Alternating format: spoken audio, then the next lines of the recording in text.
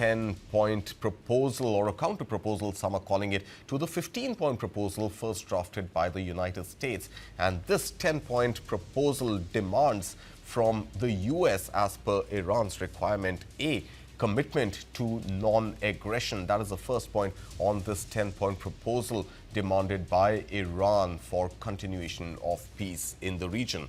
Next up is the continuation of Iran's control over the Strait of Hormuz. Remember, the Strait of Hormuz was a free passage for movement of cargo as well as oil tankers until the war broke out on the 28th of February. And now Iran is asking for control, the continuation control over the Strait of Hormuz. Next up on the 10-point agenda, the 10-point proposal is acceptance of uranium enrichment, followed by lifting of all primary sanctions on Iran and then also lifting of all secondary sanctions. Next up is the termination of all UN Security Council resolutions. Then there's termination of all Board of Governors resolution, followed by the payment of compensation to Iran. This is the payment of compensation by way of the war-inflicted damages caused in the country. The penultimate point happens to be the withdrawal of US combat forces from the West Asian region. And finally, cessation of war on all fronts, including against Hezbollah in Lebanon. But now new details are emerging from Iran's ceasefire proposal, with analysts noting a significant term included first in the Farsi version of the proposal that was not originally present in the English language text circulating internationally.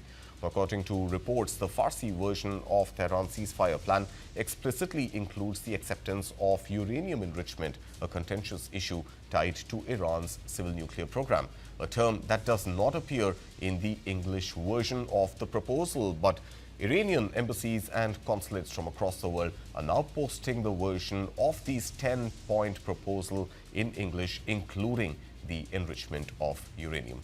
From the launch of Operation Epic Fury on the 28th of February this year, the Trump administration's stated goals in Iran have in fact evolved.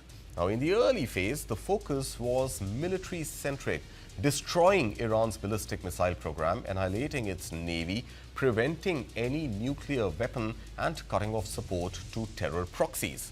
Now, by mid-March, as strikes intensified, both US and Iran, Washington's objectives expanded to include the reopening of the Strait of Hormuz for global shipping and threats against Iran's energy infrastructure.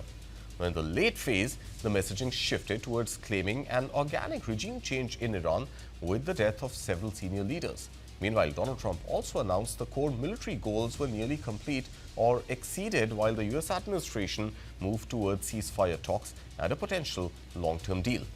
Now, as the ceasefire was announced earlier today, both US and Iran have claimed victory. Only time eventually will tell who really gained and who lost out of this war.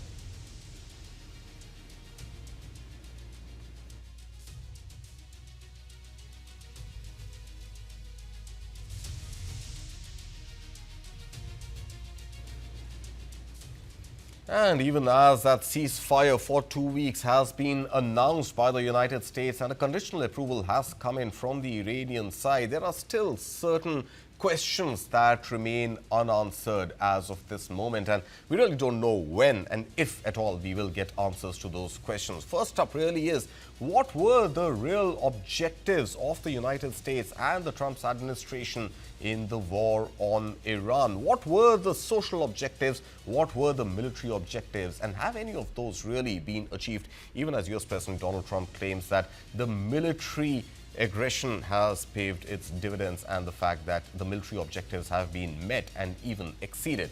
Next up really is, how can Trump claim military objectives met and exceeded when the objectives of the war, the military objectives of the war, were largely unclear right from the start? And then, did the regime change indeed happen with the fact that Mojtaba Khamenei is still in command of the Iranian regime? Next up, the fourth unanswered question is, does the US find what Iran has listed out in its 10-point proposal, the acceptance of enrichment? Does US find that acceptance of enrichment demand by Iran workable? Because remember, US President Donald Trump had said that the 10-point proposal by Iran is now workable. The fifth question that we pose is, if US allows the lifting of sanctions, does Iran walk away as the winner in this war in West Asia, with US and Israel both pounding Iran? The sixth question is, with Iran's infrastructure destruction, is Israel potentially the ultimate victor in West Asia militarily, as well as by way of showing its own hegemony? The seventh question we posed this morning: has Iran's defensive posture, as well as its attack on US allies in West Asia, tacoed Trump? And TACO is the acronym used for Trump always chickens out. The eighth question is, did Iran's control of the Strait of Hormuz outpower US-Israel military might?